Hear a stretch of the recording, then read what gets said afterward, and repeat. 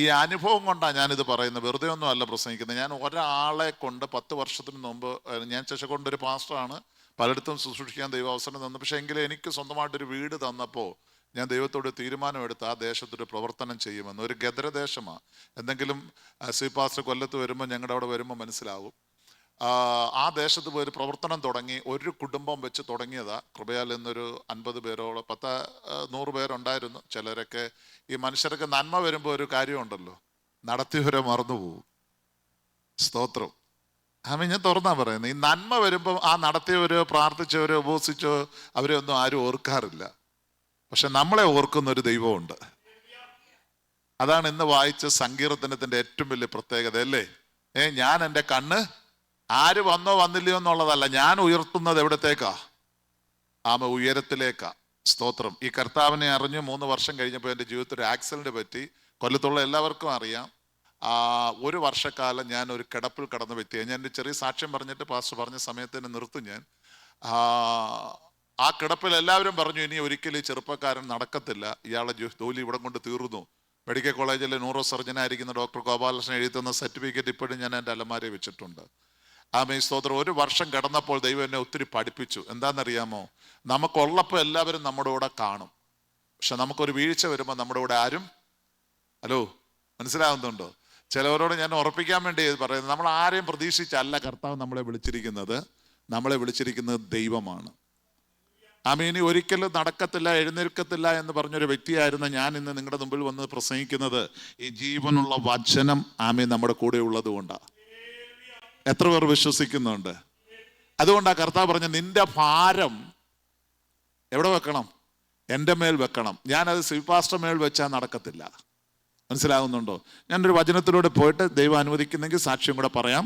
സമയത്ത് തന്നെ നിർത്തുവാൻ ഞാനും ആഗ്രഹിക്കുന്നു. കാരണം ഇത് കഴിഞ്ഞിട്ട് ഇന്ന് എന്നെ ഒരു വീട്ടിലേക്ക് ക്ഷണിച്ചിട്ടുണ്ട്, അവരോട് പോകുകയും വേണം. അപ്പോൾ അതുകൊണ്ട് ഞാനും സമയം പാലിക്കാൻ തയ്യാറാണ്. നമ്മിന്ന് ചിന്തിക്കുവാൻ ആഗ്രഹിക്കുന്ന ലൂക്കോസിൻ്റെ സുവിശേഷം 7-ാം അധ്യായത്തിൽ നിന്ന് ഒരു വാക്യമാണ് ഞാൻ നിങ്ങളോട് ഷെയർ ചെയ്യുവാൻ ആഗ്രഹിക്കുന്നത്. നമുക്കെല്ലാം സുപരിചിതമായ ഒരു വാക്യമാണ്. ലൂക്കോസിൻ്റെ സുവിശേഷം എല്ലാവരും ഒന്ന് എടുത്തിട്ട് അതിൻ്റെ 2 മുതൽ 10 വരെയുള്ള വാക്യം ഞാൻ തന്നെ ഒന്ന് വായിക്കാം. നിങ്ങൾ വളരെ ഒന്ന് ശ്രദ്ധിക്കണം. അവൻ ഒരു ശതാധിപന് പ്രിയനായ ഒരു ശതാധിപന് ദാസൻ ദീനം പിടിച്ച് മരിപ്പാറായിരുന്നു. അവൻ യേശുവിൻ്റെ വസ്തുത കേട്ടിട്ട് അവൻ വന്നു തൻ്റെ ദാസനെ രക്ഷിക്കേണ്ടതിന് അവനോട് അപേക്ഷിപ്പാൻ യഹൂദന്മാരുടെ മൂപ്പന്മാരെ അവൻ്റെ അടുക്കൽ അയച്ചു. അവർ യേശുവിൻ്റെ അടുക്കൽ വന്ന് അവനോട് താല്പര്യമായി അപേക്ഷിച്ചു, നീ അത് ചെയ്തു കൊടുപ്പാൻ അവൻ യോഗ്യൻ. അവൻ നമ്മുടെ ജനത്തെ സ്നേഹിക്കുന്നു, ഞങ്ങൾക്കൊരു പള്ളിയും തീർത്തു തന്നിരിക്കുന്നു എന്ന് പറഞ്ഞു. യേശു അവരുടെ കൂടെ പോയി. വീടിനോട് അടുപ്പാറായപ്പോൾ ശതാധിപൻ സ്നേഹിതന്മാരെ അവൻ്റെ അടുക്കൽ അയച്ചു, കർത്താവെ, പ്രയാസപ്പെടേണ്ട, നീ എൻ്റെ പുരയ്ക്കകത്ത് വരുവാൻ ഞാൻ പോരാത്തവൻ. അതുകൊണ്ട് നിന്റെ അടുക്കൽ വരുവാൻ ഞാൻ യോഗ്യനെന്ന് എനിക്ക് തോന്നിയിട്ടില്ല. ഒരു വാക്ക് കൽപ്പിച്ചാൽ എൻ്റെ ബാല്യക്കാരന് സൗഖ്യം വരും. ഞാനും അധികാരത്തിന് കീഴ്പ്പെട്ട മനുഷ്യൻ, എൻ്റെ കീഴിൽ പടയാളികളുണ്ട്. ഒരുവനോട് വരിക എന്ന് പറഞ്ഞാൽ അവൻ വരുന്നു, പോകുക എന്ന് പറഞ്ഞാൽ പോകുന്നു. മറ്റൊരുവനോട് വരിക എന്ന് പറഞ്ഞാൽ അവൻ വരുന്നു. എൻ്റെ ദാസനോട് ഇത് ചെയ്യുക എന്ന് പറഞ്ഞാൽ അവൻ ചെയ്യുന്നു എന്ന് പറയിച്ചു. യേശു അത് കേട്ടിട്ട് അവങ്കിൽ ആശ്ചര്യപ്പെട്ട് തിരിഞ്ഞു നോക്കി അനുഗമിക്കുന്ന കൂട്ടത്തോട്, ഇസ്രായേലിൽ കൂടി ഇങ്ങനെയുള്ള വിശ്വാസം ഞാൻ കണ്ടിട്ടില്ല എന്ന് ഞാൻ നിങ്ങളോട് പറയുന്നു എന്ന് പറഞ്ഞു. ശതാധിപൻ പറഞ്ഞയച്ചിരുന്നവർ വീട്ടിൽ മടങ്ങി വന്നപ്പോൾ ദാസനെ സൗഖ്യത്തോടെ കണ്ടു. ഒന്ന് ശ്രദ്ധിച്ചു നോക്കിയേ പ്രിയ ദൈവമക്കളെ. ഈ കാലഘട്ടത്തെക്കുറിച്ച് നമ്മളൊന്ന് പഠിക്കുകയാണെങ്കിൽ, നമ്മളിപ്പോൾ വിശുദ്ധ തിരുമേശ ഭക്ഷിച്ചു. നമ്മളത് വളരെ സമൃദ്ധിയോടെയാണ് ഏറ്റെടുത്തത്. പക്ഷെ നമുക്ക് എപ്പോഴെങ്കിലും തോന്നിയിട്ടുണ്ടോ നമ്മൾ പോരാത്തവരാണെന്ന്? Praise the Lord. ഇന്ന് എന്തുകൊണ്ടാ നമ്മുടെ വിശ്വാസ ജീവിതത്തിൽ നിന്ന് പലരും വിട്ടുപോകുന്ന എന്താണെന്നറിയാമോ? വിശുദ്ധിയെക്കുറിച്ചും വേർപാടിനെ കുറിച്ചും കർത്താവിന്റെ വരവിനെ കുറിച്ചും പ്രസംഗിച്ചാൽ ആർക്കും താല്പര്യമില്ല. Praise the Lord. ഇന്ന് എല്ലാവർക്കും വാഗ്ദത്തം മതി. ഇപ്പൊ വന്നാൽ നീ വീട് വെക്കും, നിനക്ക് നല്ല കാറ് കിട്ടും, നീ വലിയ ഉദ്യോഗസ്ഥനാകും, നിന്റെ സ്ഥിതി മാറും, നീ എന്ത് ആഭിചാരം കാണിച്ചാലും കുഴപ്പമില്ല, നീ ഇങ്ങ് വന്നാ മതി എന്ന് പറയുന്നിടത്ത് എന്തുണ്ട്? സ്തോത്രം. മനസ്സിലായോ? പക്ഷെ ഒരു കാര്യം മനസ്സിലാക്കണം, കർത്താവിൻ്റെ വരവ് ഏറ്റവും ആസന്നമായിരിക്കുന്ന ഈ കാലഘട്ടത്തിൽ ഒരിക്കൽ പോലും അത് നടക്കത്തില്ല കേട്ടോ. എത്ര പേര് പോകുന്നാ നിങ്ങൾ വിചാരിക്കുന്നേ? സ്തോത്രം. ഈ തിരുമേശ എന്തിനെ വിളിച്ച് കാണിക്കുന്നു? കർത്താവ് വന്നിട്ടില്ല എന്നുള്ളതാ.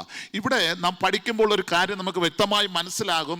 ഈ ശതാധിപൻ എന്ന് പറയുമ്പോൾ നമുക്കറിയാം, റോമാ ഗവൺമെന്റിൽ വർഷങ്ങൾ ജോലി ചെയ്തിട്ട് അതിൽ നിന്ന് കിട്ടുന്ന ഒരു പദവിയാണ് ശതാധിപൻ എന്ന് പറയുന്ന പദവി.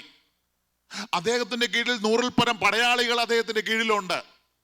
അദ്ദേഹത്തിന് വേണമെങ്കിൽ പറയാം, യേശുവേ എൻ്റെ വീട്ടിൽ വന്ന് എൻ്റെ ബാല്യക്കാരൻ സുഖമില്ലാതെ കിടക്കുക, സ്തോത്രം, നീ ഒന്ന് പ്രാർത്ഥിക്കണം. നമ്മൾ പലപ്പോഴും പറയാറില്ലേ, ഓ പാസ്റ്റർ ഞങ്ങളെ ഒന്നും ഓർക്കാറ് പോലുമില്ല, ഞങ്ങളുടെ ദശാംശവും സ്തോത്ര കാഴ്ചയും സ്തോത്രം ഇങ്ങനെ പറയാറുണ്ട് പലരും. പക്ഷേ അവർക്കറിയത്തില്ല ഈ പ്രാർത്ഥനയുടെ പിന്നിലുള്ള ബലം എന്താണെന്നുള്ളത്. പാസ്റ്ററും കുടുംബവും എന്നും തൻ്റെ ആടുകൾക്ക് വേണ്ടി പ്രാർത്ഥിക്കുന്നവരാ. അവരുടെ കണ്ണുനീരും പ്രാർത്ഥനയുടെ വിലയാണ് നമ്മളൊക്കെ നടക്കുന്നത് തന്നെ. അത് പലർക്കും എന്താകുന്നില്ല, മനസ്സിലാകുന്നില്ല. എന്നെ സംബന്ധിച്ചോളം ഞാൻ ഇവിടെ ആണെങ്കിൽ ഞാൻ എൻ്റെ സഭയിലെ എല്ലാ മക്കളെ ഓർത്ത് രാവിലെയും വൈകിട്ടും പ്രാർത്ഥിക്കാറുണ്ട്, ഇടിവിൽ നിൽക്കാറുണ്ട്. എന്തിനാ? ഏൽപ്പിച്ചിരിക്കുന്ന ആടുകളെ കുറിച്ചുള്ള. ഇന്നിപ്പം പല ആടുകളും വരാത്തതിന് അദ്ദേഹം വിഷമം പറഞ്ഞില്ലേ. ഒരു ഇടയനെ സംബന്ധിച്ചോളം എല്ലാ ആഴ്ചയിലും പ്രതീക്ഷിക്കുന്ന ഒരു കണ്ണുകളാത്. അവരെ കണ്ടില്ലേ എന്ന് വിളിച്ചു പറയാൻ പോലും ഇന്ന് പലർക്കും മനസ്സ് കാണത്തില്ല. പക്ഷേ ഈ ശതാധിപനെ കുറിച്ച് നമ്മൾ ഈ ആഴ്ച ഒന്ന് പഠിച്ചിട്ട് പോകുന്നത് നല്ലതാ. ഇദ്ദേഹത്തിന്റെ പ്രത്യേകത എന്താണെന്നറിയാമോ? ഇദ്ദേഹം നേരിട്ട് യേശുവിൻ്റെ അടുത്തോട്ട് ചെന്നില്ല. ആമേൻ.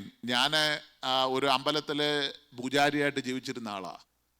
എൻ്റെ ഈ മുഖത്ത് നോക്കിയാൽ നിങ്ങൾക്ക് ചില പാടുകൾ കാണാം. ഞാൻ എൻ്റെ സാക്ഷ്യം ഒന്നും മറച്ചു വെക്കാറില്ല.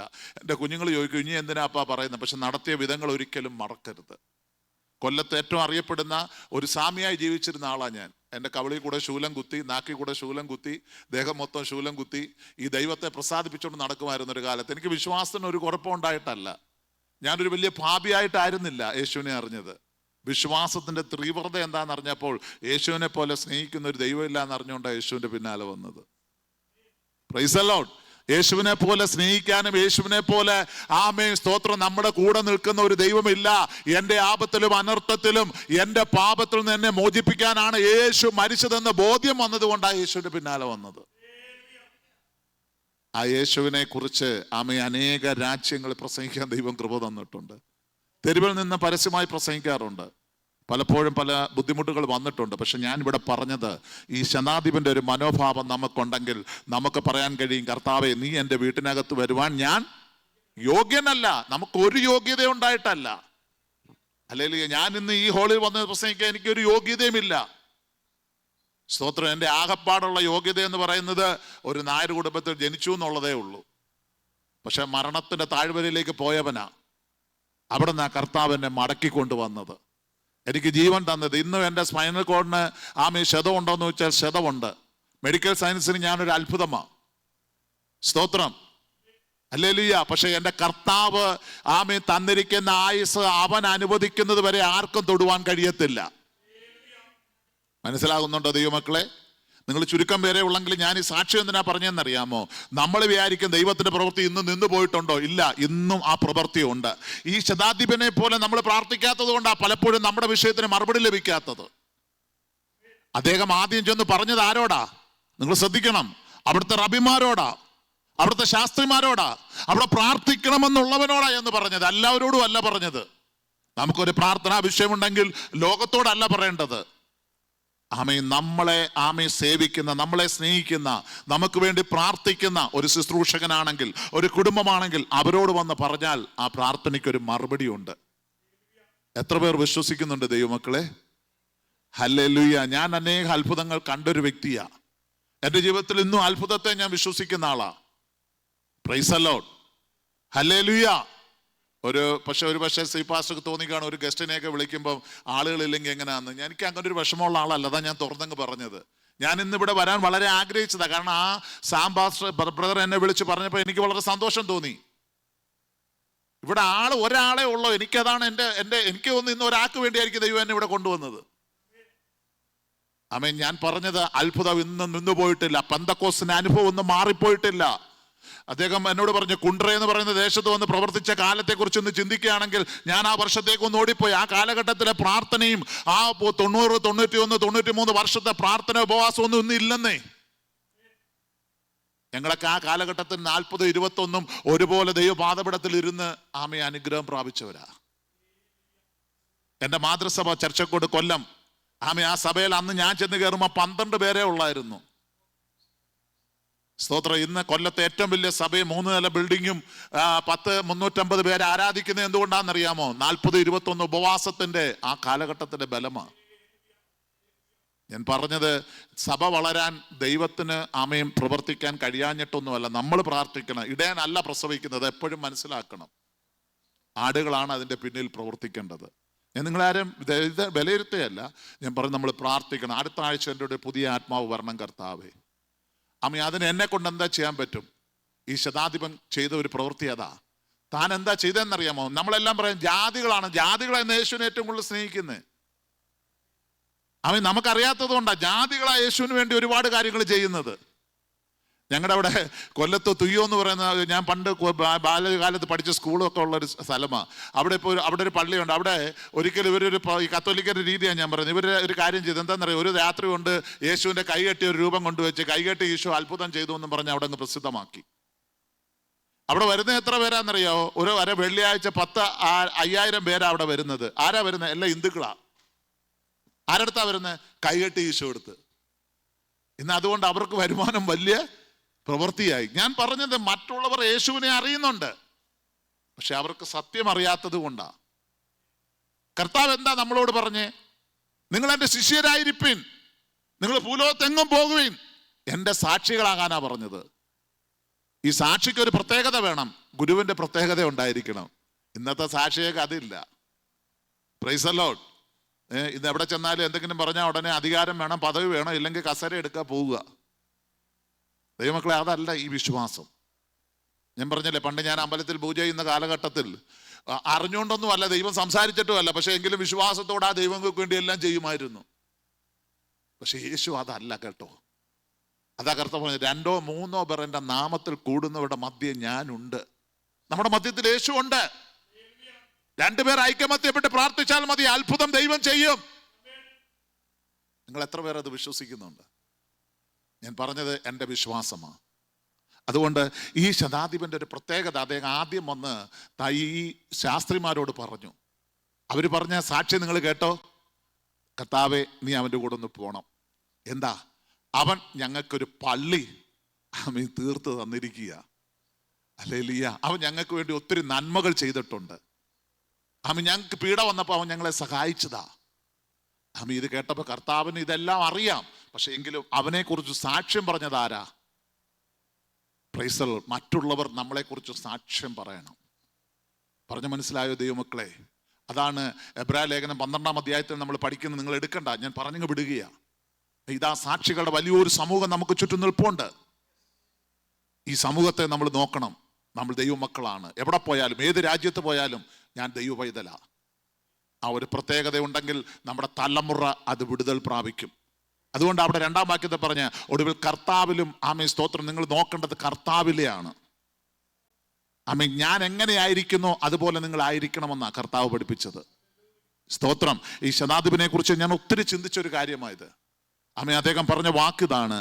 അതിൻ്റെ 6-ാം വാക്യം വന്നപ്പോൾ പറയാണ്, യേശു അവരോട് കൂടെ പോയി വീടിനോട് അടുക്കാറായപ്പോൾ ശതാധിപൻ സ്നേഹിതന്മാരെ അവൻ്റെ അടുക്കൽ അയച്ചു. കർത്താവേ, പ്രയാസപ്പെടേണ്ട. നോക്കിയേ, ഇന്ന് ഞാൻ പ്രാർത്ഥിച്ചാൽ ഒരു വിടുതൽ സംഭവിക്കും. നിങ്ങളിവിടെ പാസ്റ്റർ പ്രാർത്ഥിച്ചാൽ ഒരു അത്ഭുതം നടക്കുമെന്ന് വിശ്വസിച്ചാൽ നടക്കും. അതിന് പാസ്റ്റർ വീട്ടിൽ വരണമെന്നില്ല. ഹലോ, മനസ്സിലാവുന്നുണ്ടോ? എൻ്റെ തലയെ കൈവെക്കണമെന്നില്ല. പക്ഷെ ഞാൻ ആ കട്ടിലിൽ കിടന്ന സമയത്ത് 1 വർഷക്കാലം അനുഭവിച്ച വേദന എനിക്കറിയാം.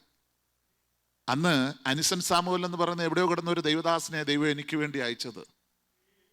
അദ്ദേഹത്തിൻ്റെ ഒരു മീറ്റിങ്ങിലാണ് എനിക്കൊരു മിറക്കൽ നടന്നത്. ഇന്ന് അദ്ദേഹം കാനഡയിലെ അപ്പോസ്തലിക സഭയുടെ വലിയൊരു പാസ്റ്ററാണ്. കഴിഞ്ഞ മാസം കാനഡയിൽ അദ്ദേഹത്തിൻ്റെ സഭയിൽ 14 ദിവസം ഉപവാസം നടന്നപ്പോൾ എൻ്റെ ഒരു സാക്ഷ്യം നിങ്ങൾക്ക് എപ്പോഴെങ്കിലും കേൾക്കണമെന്ന് തോന്നുന്നെങ്കിൽ ആരോമ TV പാസ്റ്റർ രാജേന്ദ്രൻ കൊല്ലോന്ന് അടിച്ച എൻ്റെ സാക്ഷ്യം ഫുള്ളായിട്ട് അതിനകത്ത് കിടപ്പുണ്ട്.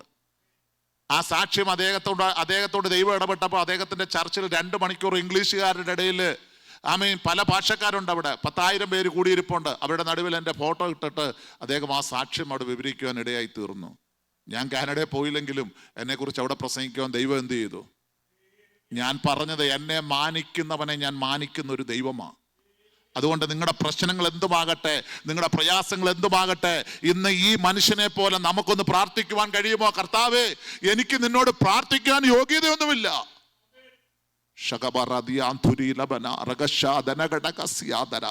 പക്ഷെ നീ ഒരു വാക്ക് കൽപ്പിച്ചാൽ ഇന്ന് എൻ്റെ ജീവിതത്തിൽ ഒരു മാറ്റം സംഭവിക്കും, എൻ്റെ തലമുറയ്ക്ക് ഒരു മാറ്റം സംഭവിക്കും, എൻ്റെ കുടുംബജീവിതത്തിൽ ഒരു മാറ്റം സംഭവിക്കും, ആമേ, എൻ്റെ സഭയ്ക്കൊരു മാറ്റം സംഭവിക്കും. എത്ര പേർക്ക് പറയുവാൻ കഴിയും? Praise the Lord. എനിക്ക് ആദ്യം വലിയ സന്തോഷം തോന്നിയ ഒരു വിഷയം നിങ്ങളോട് പറയാം. ഞാൻ ഇവിടെ നിന്നപ്പോൾ സാംഭാഷണം ആദ്യം ബൈബിൾ ക്ലാസ്സിനെ കുറിച്ച് അങ്ങ് പ്രസംഗിക്കുക. അദ്ദേഹം ആരെയും നോക്കുന്നില്ല, ആരുണ്ടെന്നുള്ള വിഷയമല്ല, പ്രസംഗിച്ച് അദ്ദേഹം അങ്ങ് പോവുക. ഞാനതങ്ങ് ചിന്തിച്ചു, ദൈവമേ, ആ ഒരു ഒഴുക്കാണ് ജീവിതത്തിൽ എപ്പോഴും വേണ്ടുന്നത്. ആളുകളെ കാണുമ്പോൾ വരുന്നതല്ല പ്രസംഗം. ആത്മാവിൻ്റെ ഒരുക്കം ഉണ്ടെങ്കിൽ ഏത് രാത്രിയും പ്രസംഗിക്കാം. Praise the Lord. ഞാൻ പറഞ്ഞതിൻ്റെ അർത്ഥം, ഈ വചനത്തിന് നമ്മൾ കൊടുക്കേണ്ട മഹത്വം കൊടുത്താൽ ഇന്ന് നമ്മുടെ വിഷയത്തിന് മറുപടിയുണ്ട്. എത്ര പേർ വിശ്വസിക്കുന്നുണ്ട് ദൈവമക്കളെ? നിങ്ങൾക്കൊരു വിടുതലായി ഈ വചനം കേട്ടോ. ഇന്നൊരു അത്ഭുതമാണ്. ആമേ, ആ ശതാധിപന്റെ ഭവനത്തിൽ കർത്താവ് ചെല്ലുന്നതിന് മുമ്പ് തന്നെ അവിടെ ദീനം പിടിച്ച് കിടന്നവന് മറുപടി കൊടുത്തെങ്കിൽ, നമ്മുടെ എത്രയോ നാളുകളായി നമ്മൾ പ്രാർത്ഥിക്കുന്ന പല വിഷയങ്ങളും വാതിലടച്ചു വെച്ചിരിക്കുന്ന പൈശാചിക മണ്ഡലത്തെ ഇന്ന് പകൽക്കാലം പൊട്ടിച്ചു മാറ്റണമെങ്കിൽ ദൈവകൃപ നമ്മുടെ മധ്യത്തിലേക്ക് ഇറങ്ങി വരണം. ആ പൈശാചിക മണ്ഡലത്തെ ഒന്ന് അഴിച്ചു കളയണമെങ്കിൽ എന്ത് വേണം? എഫെസ്യ ലേഖനം നിങ്ങൾക്ക് അറിയാം, ഞാൻ പറഞ്ഞു വിടാം, നിങ്ങൾ ഓർത്തോണം. 6-ാം അധ്യായത്തിന്റെ 10-ാം വാക്യത്തിൽ പറയുന്നുണ്ട്, ഒടുവിൽ കർത്താവിലും അവന്റെ അമിത ബലത്തിലും ശക്തിപ്പെടുവേൻ. അടുത്ത വാക്യം പറയാം, പിശാചിന്റെ തന്ത്രങ്ങളെ ജയിക്കേണ്ടതിന് ദൈവത്തിന്റെ സർവായുധ വർഗം ധരിച്ചുകൊള്ളണം. ഈ കേൾക്കുന്ന വചനമാണ് നമ്മുടെ സർവായുധ വർഗം. കാരണം പിശാച് ഏത് സമയത്ത് ഇടർച്ച കൊണ്ട് നമ്മുടെ മുമ്പിൽ വരും. ഒരു വ്യക്തിയെക്കുറിച്ച് നമ്മുടെ മുമ്പിൽ കൊണ്ടുവരും, നമ്മുടെ കുടുംബജീവിതത്തിലേക്ക് കൊണ്ടുവരും, നമ്മുടെ തലമുറയിലേക്ക് കൊണ്ടുവരും. ആ അന്ധകാര പൈശാചിക മണ്ഡലത്തെ ജയിക്കുന്നതാണ് ദൈവകൃപ.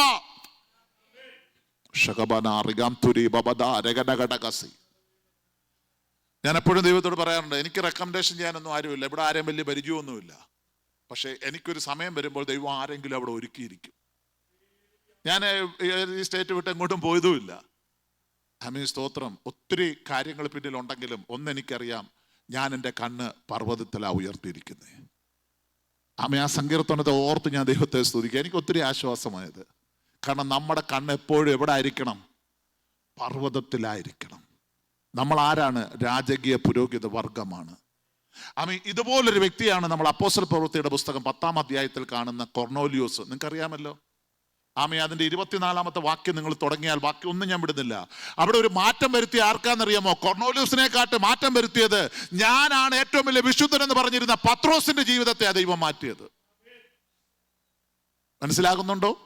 ഇന്ന് പലരുടെയും ചിന്ത എൻ്റെ കഴിവാണ്, എൻ്റെ മിടുക്കാണ്, ഞാനാണ് എന്ന് ചിന്തിച്ചുകൊണ്ടിരുന്ന ഞങ്ങളെപ്പോലൊരു കൂട്ടരുണ്ട്. അവരോടുള്ള മനോഭാവം ദൈവം മാറ്റിച്ചു. എന്താ കാര്യമെന്നറിയാമോ? അവൻ യഹൂദനോടല്ലാതെ ആരോടും സുവിശേഷം പറയത്തില്ല. ഹല്ലേലൂയ. അവന്റെ ചിന്താഗതി ദൈവം മാറ്റിക്കൊടുത്തു. ഉച്ചയ്ക്കൊരു നല്ല വിശപ്പ് കൊടുത്തിട്ട് ആകാശത്ത് ദുപ്പട്ടി ഇറക്കി. ഞാൻ കത്തോലിക്കയിൽ ഒരു 3 വർഷം വിശ്വാസത്തിലായിരുന്നു കേട്ടോ. എൻ്റെ ചരിത്രം ഒത്തിരി ഉണ്ട് പറയാൻ, സമയമില്ലാത്തതുകൊണ്ടാണ് ഞാനതൊന്നും തൊടാത്തത്. അപ്പൊ അന്ന് ഞങ്ങൾ വിചാരിച്ചിരുന്നത് എന്താണെന്നറിയാമോ? ഈ തുപ്പട്ടി ഇറക്കിയപ്പോൾ അതിനകത്ത് പന്നി, പല്ലി, പാറ്റ എല്ലാം ഉണ്ടായിരുന്നു. അതുകൊണ്ട് ഇതെല്ലാം തിന്നാൻ വേണ്ടി കർത്താവ് ഇറക്കി തന്നെയാണെന്ന്. പക്ഷെ യഹൂദന് ഇതെല്ലാം നിഷിദ്ധമാണ്. അവനിതൊന്നും തൊടാൻ പാടില്ല കേട്ടോ. ദൈവമക്കളെ, എവിടെ പോയാലും നമ്മളിത് പഠിക്കണം കേട്ടോ. നമുക്ക് പഴയ നിയമമായാലും പുതിയ നിയമമായാലും ഒന്നാ. ഞാൻ വിശ്വാസി വന്ന് ഈ 32 വർഷം കൊണ്ട് നിങ്ങളോട് പറയാം, അന്ന് ഞാൻ തിന്നിട്ടില്ല, ഞാൻ പന്നിയെ തിന്നാൻ പോയിട്ടില്ല. പണ്ടൊരു അപ്പച്ചൻ പറയും, പന്നിയെ തിന്നുന്നവന് പന്നിയുടെ സ്വഭാവമാണെന്ന്. എനിക്കറിയില്ലാണോ എന്ന്. ഒരു അപ്പച്ചൻ പറഞ്ഞ കാര്യമാണ്. അപ്പൊ ഞാൻ പറഞ്ഞത്, ഇവന്റെ മനോഭാവത്തെ മാറ്റിക്കൊടുത്തു. അങ്ങനെ അവനെ ജാതിയുടെ വീട്ടിൽ കൊണ്ടുപോയത്. നമ്മളെല്ലാം പറയുമോ അവർ ജാതി എന്ന് വന്നതാണെന്ന്. എൻ്റെ പൊന്നമ്മാമേ, ഈ കേട്ട് കേട്ട് ഞാനും മടുത്തൊരാളാ. എടാ, നമ്മളെല്ലാം ജാതിയായിരുന്നു. നിങ്ങൾക്കറിയാമോ? അബ്രഹാമിന്റെ ആ വംശാവലിയിൽ വന്നതുകൊണ്ടാണ് നമുക്ക് ഈ പദവി ലഭിച്ചത്. അത് യേശുക്രിസ്തു മുഖാന്തരമാണ്. കാരണം അബ്രഹാം ജാതിയായിരുന്നു. അബ്രഹാമിന്റെ പിതാവ് എന്തുമായിരുന്നു? തേരകന്റെ ചരിത്രം എടുത്ത് പഠിക്ക്. അയാൾ ലോകത്തുള്ള ദൈവങ്ങളെ മൊത്തം ഉണ്ടാക്കിക്കൊണ്ട് നടന്ന ആളാ. അത് സ്റ്റോപ്പ് ചെയ്യിക്കാനാ മോനെ ഇങ്ങനെ വിളിച്ച് മാറ്റിയത്. ദൈവം എന്നെ വിളിച്ചില്ലായിരുന്നെങ്കിൽ ഉണ്ടല്ലോ, എനിക്കുന്ന കുഞ്ഞുങ്ങളും ഒക്കെ ഈ പറഞ്ഞ കണക്ക് കാവടി ഉള്ളാനും ശൂലം കുത്താനും നടന്നേനായിരുന്നു. പക്ഷെ എൻ്റെ മക്കളൊക്കെ കൃപയാൽ വിശ്വാസത്തിലാണ് ജനിച്ചത്. എനിക്ക് 2 പെൺമക്കളാണ്, കെസിയ ജെസിയ. രണ്ടുപേരും ഞാൻ വിശ്വാസി വന്നാ കല്യാണം കഴിച്ചതും. അതുകൊണ്ട് ആ കുഞ്ഞുങ്ങൾക്ക് ആ ദൈവങ്ങളെയൊന്നും അറിയത്തില്ല. ഞാൻ പറഞ്ഞതിൻ്റെ അർത്ഥം, ഈ ആൾക്കാർ പറയുമ്പോൾ എന്താ പറയുന്നതെന്നറിയാം, നമ്മളെല്ലാം അതായിരുന്നു. പ്രത്യേകിച്ച് നമ്മൾ മലയാളികൾ എടുത്തു പറയേണ്ട ഒരു കാര്യം, ഇന്ത്യയിൽ ജനിച്ചതാണെങ്കിൽ നമ്മളെല്ലാം ജാതികളാണ്. 2-3 പിതാക്കന്മാരുടെ പിന്നോട്ട് നോക്കിയാൽ നമ്മളെല്ലാം ജാതികളാണ്. പക്ഷെ നമ്മളതെല്ലാം മറന്നു പോകും. പക്ഷെ ഈ മനുഷ്യൻ്റെ ഒരു പ്രത്യേകത, ഈ പ്രാർത്ഥിച്ചുകൊണ്ടിരുന്ന കൊർന്നേലിയോസിന്റെ അടുത്തേക്ക് ആര് ചെന്നു? പറഞ്ഞേ, ദൈവത്തിന്റെ ദൂതൻ ചെന്നു. നമ്മളാണെ എന്താ പറഞ്ഞേനെ? അയാൾ പെന്തക്കോസുകാരനൊന്നും അല്ല, അയാൾ വിശ്വാസിയല്ല, പിന്നെ അയാളുടെ വീട്ടിലോട്ടാണോ ദൈവം പോകുന്നതെന്ന് ചോദിച്ചേനെ, അല്ലയോ? ഹലോ, ദൈവത്തിന് മുഖവശമില്ല കേട്ടോ. ഈ റോമർക്ക് ലേഖനം എഴുതിയപ്പോൾ അപ്പോസ്തലനായ പൗലോസ് ഒരു വാക്യോടെ രേഖപ്പെടുത്തി വെച്ചാൽ മൂഢജാതികളെ കൊണ്ട് എരിവ് വരുത്തുന്നു. ഈ മൂഢജാതികൾ എന്ന് പറഞ്ഞാൽ എന്താ പറയുക? ഊമ വിഗ്രഹത്തെ സേവിച്ച് നടന്നവരാ, അവരെയാ മൂഢജാതി എന്ന് പറയുന്നത്. അങ്ങനെ ഉള്ളവരെ കൊണ്ട് ഞാൻ പാരമ്പര്യം പറയുന്ന യഹൂദന് എരിവ് വരുത്തും എന്നാ പറഞ്ഞേ. ഞാൻ ആ കൂട്ടത്തിൽ പെട്ടതാ കേട്ടോ. സ്തോത്രം. ഈ ബൈബിൾ എന്താന്ന് ഒരു കാലത്ത് പറയുകയാണെങ്കിൽ തുറന്നങ്ങ് പറയുകയാണല്ലോ, ഈ ബൈബിളൊന്നും വീട്ടിൽ കയറ്റത്തില്ലായിരുന്നു. ഞാൻ ക്രിസ്ത്യാനി ആയെന്നറിഞ്ഞപ്പോൾ എൻ്റെ അമ്മാമ്മ ആദ്യം ചെയ്തത് എന്താണെന്നറിയാമോ? വീട്ടിനകത്ത് കയറിപ്പോൾ ചാണാൻ വെള്ളം കലക്കി എൻ്റെ ദേഹത്തോട് ഒഴിച്ചു തന്നു. അങ്ങനത്തെ ഒരു കാലം ഉണ്ടായിരുന്നു, നിങ്ങൾക്കറിയാമോ? സ്തോത്രം. ഞാൻ പറഞ്ഞത് ഇത് നീതിയുടെ വചനമാണ്. അവരുടെ എല്ലാം മുമ്പിൽ ഇന്ന് ദൈവം തല ഉയർത്തി ശ്രേഷ്ഠമാക്കി നിർത്തിയിരിക്കുക. അവരുടെ എല്ലാ വീടുകളിൽ എന്ത് വിഷയം ഉണ്ടായാലും ആദ്യം വിളിക്കുന്ന എന്നെ എൻ്റെ ഭാര്യയാണ്. കാരണം എന്താ? അവർക്ക് മനസ്സിലായി ഞങ്ങൾ സേവിച്ച ദൈവം ആരാണെന്ന്. ഒരിക്കൽ പോലും ശാനപ്പെടുത്തില്ല എന്ന് പറഞ്ഞ അപ്പനെ അമ്മയൊക്കെ ഈ കൃപയിലേക്ക് കൊണ്ടുവരാനും ശാനപ്പെടുത്തുവാനും അവരൊക്കെ ഇന്ന് നിത്യതയിലാണ്. ഞാൻ പറഞ്ഞത് ഇത് ജീവന്റെ വചനമാണ്. ആ കൊർന്നേലിയോസിന്റെ മനോഭാവം നമുക്കുണ്ടോ? നിങ്ങൾ ആ 24-ാം വാക്യം വായിക്കുമ്പോൾ എന്നെ വളരെ ചിന്തിപ്പിച്ചെന്താണെന്നറിയാമോ? പത്രോസ് വന്നിട്ട് ചോദിച്ചു, നീ എന്തിനാ എന്നെ വിളിച്ചത്? അന്നേരം പറഞ്ഞു, ഞാൻ 9-ാം മണി നേരത്ത് പ്രാർത്ഥിക്കുകയായിരുന്നു. ഞാൻ പ്രാർത്ഥിച്ചുകൊണ്ടിരുന്നപ്പോൾ സ്വർഗത്തിലൊരു ദൂതൻ ഇറങ്ങി വന്നു. അവ ആദ്യം പറഞ്ഞ എന്താണെന്നറിയോ? നിന്റെ പ്രാർത്ഥന ദൈവം കേട്ടു. അത് മാത്രമല്ല, നിന്റെ ധർമ്മം. പ്രാർത്ഥന മാത്രം പോരാ കേട്ടോ, ധർമ്മവും കൂടെ വേണം. എങ്കിലേ ദൈവം നമ്മുടെ പ്രാർത്ഥന കേൾക്കത്തുള്ളൂ. അവൻ ചെയ്ത ഗുണം എന്താണെന്നറിയാമോ? നമ്മളെപ്പോലെ വീട്ടിൽ പ്രാർത്ഥന വെച്ചാൽ നമ്മുടെ ആൾക്കാരെ മാത്രമല്ല വെക്കുന്നത്, അവൻ അയലത്തുള്ളവരെയും സ്നേഹിതന്മാരെയും ചാർച്ചക്കാരെയും ബന്ധുക്കളെയും എല്ലാം വിളിച്ചു കൂട്ടി. ആ വീട്ടിൽ നിറച്ചു ആൾക്കാരായി. പക്ഷെ അവിടെ പത്രോസ് ഞെട്ടിപ്പോയൊരു കാര്യമുണ്ട്. അവരാരും ശാനപ്പെട്ടവരൊന്നുമല്ല, പക്ഷെ അവരുടെ മേൽ എന്ത് വന്നു? പരിശുദ്ധാത്മാവ് വന്നു എന്ന് അവിടെ എഴുതി വെച്ചിരിക്കുന്നത്. ആ ഭാഗ്യം ആർക്കെങ്കിലും ലഭിച്ചിട്ടുണ്ടോ? എനിക്ക് ലഭിച്ചിട്ടുണ്ട്. ഞാൻ പെന്തക്കോസ്തിൽ വന്ന് 21 ദിവസം ഉപവാസം ഇരുന്നു. 17-ാമത്തെ ദിവസം ദൈവം എന്നെ അഭിഷേകം കൊണ്ട് നിറച്ചു. അന്ന് കല്ലുമല കുഞ്ഞിച്ചായൻ എന്ന് പറഞ്ഞ ഒരു ദൈവദാസന്റെ ശുശ്രൂഷയുടെ നടുവിലാണ് എനിക്ക് അഭിഷേകം ലഭിക്കുവാൻ ഇടയായി തീർന്നത്. കല്ലുമല കുഞ്ഞിച്ചായനൊക്കെ വരുമ്പോൾ വിറയ്ക്കും കേട്ടോ, ഇങ്ങനെ മുട്ടുമേലിരുന്ന് പ്രാർത്ഥിക്കുക താഴെ. സ്തോത്രം. ആ ചെറുപ്രായത്തിൽ ദൈവ അഭിഷേകം കൊണ്ട് നിറച്ചത് കൊണ്ടാണ് ഇന്ന് കർത്താവിന് വേണ്ടി നിൽക്കുവാൻ ഭാഗ്യം ലഭിച്ചത്. ഞാൻ പറഞ്ഞത്, ആ അഭിഷേകം നമ്മുടെ മേലുണ്ടെങ്കിൽ ഒരു ശത്രുവിന് നമ്മളെ ജയിക്കുവാൻ കഴിയത്തില്ല. ഞാൻ ഈ സഭയുടെ ഒരു ദൂത് പറയുക, ആ അഭിഷേകത്തോടെ പോകുന്നെങ്കിൽ സ്ഥിതി മാറ്റുന്നൊരു ദൈവം നിങ്ങളുടെ കൂടെയുണ്ട്. നിങ്ങൾ ആരെയും നോക്കണ്ട, പ്രാർത്ഥിച്ചാൽ മതി, വരുത്തില്ല എന്ന് പറഞ്ഞവനെ കൊണ്ടുവരുന്നൊരു ദൈവമുണ്ട്. ഹല്ലേലൂയ. കൊർന്നേലിയോസിന്റെ ഭവനത്തിൽ സംഭവിച്ചത് അതാ. മനസ്സിലായോ? അന്ന് അവൻ ചാർച്ചക്കാരെല്ലാം, നിങ്ങളുടെ വീട്ടിൽ ഒരു പ്രാർത്ഥന കേൾക്കുമ്പോൾ അയലത്തുള്ള ജാതി ആകട്ടെ എന്ന് അവരെ വിളിക്കുക, അവരാ സുവിശേഷം കേൾക്കേണ്ടത്. നിങ്ങൾക്കറിയാമോ, എൻ്റെ സഭയിലുള്ളതെല്ലാം ഹിന്ദു എന്ന് വിശ്വാസി വന്നവരാരും ക്രിസ്ത്യാനി എന്ന് വന്നവരില്ല. അതാ ഞാൻ പറഞ്ഞു, നിങ്ങൾ കൊല്ലത്ത് വരുമ്പോൾ അവിടെ നിന്ന് കയറി നോക്കണമെന്ന് പറയുന്നത് ശരിയാണോ എന്ന് അറിയണ്ടേ? എല്ലാ ഹിന്ദു പേരിൽ നിന്ന് വന്ന ആൾക്കാരെ, ഹിന്ദുക്കളോടാണ് ഞാൻ സുവിശേഷം പറയുന്നതും ഇപ്പോഴും പ്രവർത്തിക്കുന്നതും അങ്ങനെ തന്നെയാണ്. യേശുവിനെ അറിയാത്തവർ യേശുവിനെ അറിയണം. അതിനല്ലേ കർത്താവ് പറഞ്ഞത്? Praise the Lord. അല്ലാതെ മറ്റുള്ള സഭകളിൽ ഉള്ളവരെ വലിച്ചുകൊണ്ട് വരാനൊന്നും യേശു പറഞ്ഞില്ല. നമുക്ക് ദൈവം തരുന്ന പ്രാർത്ഥന എന്ന ചങ്ങല നമ്മുടെ കുടുംബത്തിലുണ്ടെങ്കിൽ, ദാണ്ട് ഈ കൊർന്നേലിയോസ് പറഞ്ഞതുപോലെ, നീ എൻ്റെ പുരയ്ക്കകത്ത് വരുവാൻ ഞാൻ പോരാത്തവനാ. നീ ഒരു വാക്ക് കൽപ്പിച്ചാൽ മതി. അതിൻ്റെ 7-ാം വാക്യത്തിൽ വരുമ്പോൾ പറയാണ്, അതുകൊണ്ട് നിന്റെ അടുക്കൽ വരുവാൻ ഞാൻ യോഗ്യനെന്ന് എനിക്ക് തോന്നിയിട്ടില്ല. ഒരു വാക്ക് കൽപ്പിച്ചാൽ എൻ്റെ ബാല്യക്കാരന് സൗഖ്യം വരും. നമ്മൾ ഇവിടുന്ന് പ്രാർത്ഥിച്ചാൽ മതി. എത്ര പേർക്ക് അത്ഭുതം നടക്കുന്നുണ്ടെന്നറിയാമോ? Praise the Lord. കഴിഞ്ഞ ദിവസം നമ്മുടെ തിരുവല്ലയിലുള്ളൊരു കുഞ്ഞ്, അവള് കുറെ നാളിന് മുമ്പ് അവിടെ പോയി പ്രാർത്ഥിച്ച് അവളോട് ഒരു ആലോചന പറഞ്ഞായിരുന്നു. ദൈവം ഈ വർഷം അവസാനിക്കുന്നുള്ളൂ, നിനക്കൊരു വഴി തുറക്കും, നീ അമേരിക്കയിലേക്ക് പോകാൻ ഒരു പേപ്പർ കിട്ടുമെന്ന് പറഞ്ഞ് അവളോട് വേണ്ടി പ്രാർത്ഥിച്ചു. അവളെന്നെ വിളിച്ചിട്ട് പറഞ്ഞു, പാസ്റ്റങ്ങളെ ഈ വർഷം പോയിട്ട് അടുത്ത വർഷം പോലും കിട്ടാൻ ചാൻസ് ഇല്ല എന്നാണ് അവർ പറയുന്നത്, എങ്കിലും അങ്കിളൊന്ന് പ്രാർത്ഥിക്കണേ. പ്രാർത്ഥിച്ചു. അടുത്ത ദിവസം അതേ അവള് തന്നെ വിളിച്ചിട്ട് പറഞ്ഞു, പാസ്റ്റങ്ങളെ രണ്ടിടത്തായിട്ട് കിട്ടി. 24-ാം തീയതി ബയോമെട്രിക്ക് മദ്രാസിലും, അല്ല 14-ാം തീയതി ബയോമെട്രിക്ക് മദ്രാസ്, 24-ാം തീയതി ഹൈദരാബാദിൽ ഇന്റർവ്യൂവിന് വിളിച്ചിട്ടുണ്ടെന്ന്. എങ്ങനെയുണ്ട്? ഹലോ, വാഗ്ദത്തത്തെ വിശ്വസിക്കണം. ഈ ശതാധിപന്റെ വിശ്വാസം അതായിരുന്നു. ഞാൻ വാഗ്ദത്തത്തെ വിശ്വസിക്കുന്ന പാസ്റ്റർ സിബാസ്റ്റർ, ഞാൻ തുറന്നു പറയാം, ഞാൻ വാഗ്ദത്തത്തെ വിശ്വസിക്കുന്നവനാ ഇന്നും. പക്ഷെ എന്തുകൊണ്ടാണ് നടക്കാത്തതെന്നറിയാമോ? റോമാലേഖനം എഴുതിയപ്പോൾ ഒരു വാക്യം എഴുതി വെച്ചിട്ടുണ്ട്, 4:20. മലയാളം അറിയാവുന്നവരൊന്ന് വായിക്കാമോ? 4:20, റോമ 4:20. അത് മാത്രം ഒന്ന് വായിച്ചാൽ മതി, സമയം ഞാൻ നിർത്താൻ പോവാ. ആ ആ ആ വാക്യാമാമ എന്റെ കറക്റ്റ്. ദൈവത്തിന്റെ വാഗ്ദത്തം ഒരിക്കലും അവിശ്വാസത്താൽ സംശയിക്കരുത്. അടുത്ത വാക്യം എന്താ പറഞ്ഞേ? ആ കൊടുത്തു എന്ന് വെച്ചാൽ കിട്ടിയിട്ടല്ല, കിട്ടുന്നതിന് മുമ്പ് എന്ത് ചെയ്യണം? ദൈവമേ, നീ പറഞ്ഞ വാഗ്ദത്തം അത് നിറവേറിയതിനായി സ്തോത്രം. ഹലോ, വാഗ്ദത്തം പറഞ്ഞുകൊണ്ടാണ് 2024 അമേരിക്ക വരാൻ ദൈവം ഇടവരുത്തിയത്. വാഗ്ദത്തത്തെ വിശ്വസിക്കണം. 10 വർഷം കാത്തിരുന്നു. 2014 3 പ്രാവശ്യം എംബസി പോയി പാസ്റ്ററെ. പക്ഷെ അവർ പറഞ്ഞു നിനക്കിപ്പോൾ യോഗ്യതയൊന്നുമില്ല, പൊയ്ക്കോളാൻ പറഞ്ഞു. 3 പ്രാവശ്യം പോയി. 2014 ഒരു സന്ധ്യയ്ക്ക് ഇരുന്ന് വീട്ടിൽ ഇരുന്ന് പ്രാർത്ഥിക്കുന്ന സമയത്ത് എൻ്റെ ഭാര്യ ലിജി പറഞ്ഞു, അച്ഛാ 2024 ആവാതെ ഇനി അമേരിക്ക പോകത്തില്ല എന്ന്. അന്ന് പടം മടക്കി വെച്ചു.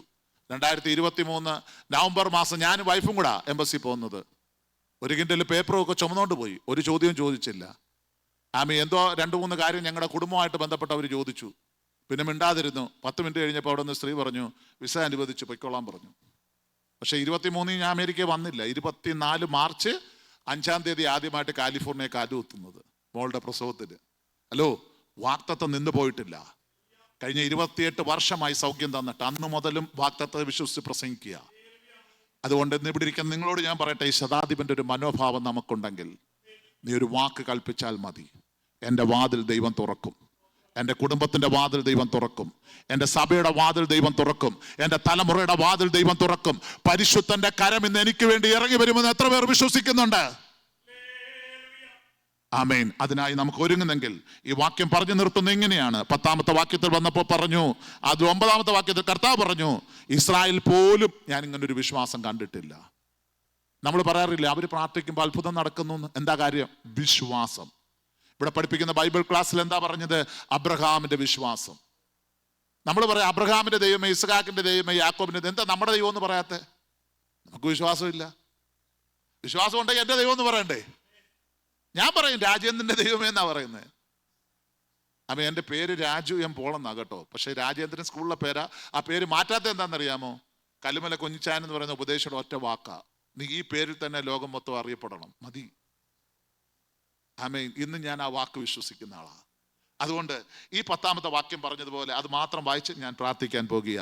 അവൻ പറയാണ്, ആമേൻ, ശതാധിപൻ പറഞ്ഞയച്ചിരുന്നവർ വീട്ടിൽ മടങ്ങി വന്നപ്പോൾ ദാസൻ സൗഖ്യത്തോടെ കണ്ടു. നിങ്ങളിത് മടങ്ങിപ്പോകുമ്പോൾ നിങ്ങളുടെ ഭവനത്തിൽ ഒരു അത്ഭുതം നടക്കട്ടെ. നിങ്ങളുടെ കുടുംബത്തിൽ ഒരു അത്ഭുതം നടക്കട്ടെ. നിങ്ങളുടെ സഭയിൽ ഒരു അത്ഭുതം നടക്കട്ടെ. നിങ്ങളുടെ ജീവിതത്തിൽ അത്ഭുതം നടക്കട്ടെ. ഈ സഭയ്ക്കകത്ത് പ്രാർത്ഥിക്കുന്ന വിഷയത്തിന് ഒരു അത്ഭുതം നടക്കട്ടെ. ആമേൻ, സ്തോത്രം. ഈ പാസ്റ്റർ 2-ാമത്തെ മകന്റെ ആ മകളെ എത്രയും പെട്ടെന്ന് ഇവിടെ കടന്നു വരുവാൻ അത്ഭുതം നടക്കട്ടെ. ഞാൻ വിശ്വസിക്കുന്നു അതെല്ലാം. ഞാൻ ഒരു വാക്ക് നിങ്ങൾക്ക് വേണ്ടി പ്രാർത്ഥിക്കാൻ പോകുക.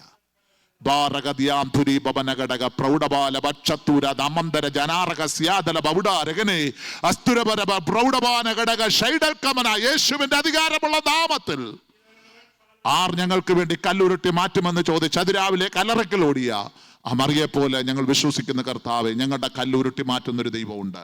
ഈ സഭയുടെ കല്ലുരുട്ടി മാറ്റുന്നൊരു ദൈവമുണ്ട്. തടസ്സങ്ങൾ ഉരുട്ടി മാറ്റുന്നൊരു കർത്താവുണ്ട്. ഞങ്ങളുടെ ശ്രീപാസ്റ്റർക്കായി, കർത്താവെ, അമ്മാമയ്ക്കായി, ദാനമായി കൊടുത്ത 2 മക്കൾക്കായി, അവരുടെ കുടുംബത്തിനായി, അവരുടെ കൊച്ചുമക്കൾക്കായി പ്രാർത്ഥിക്കുന്നു.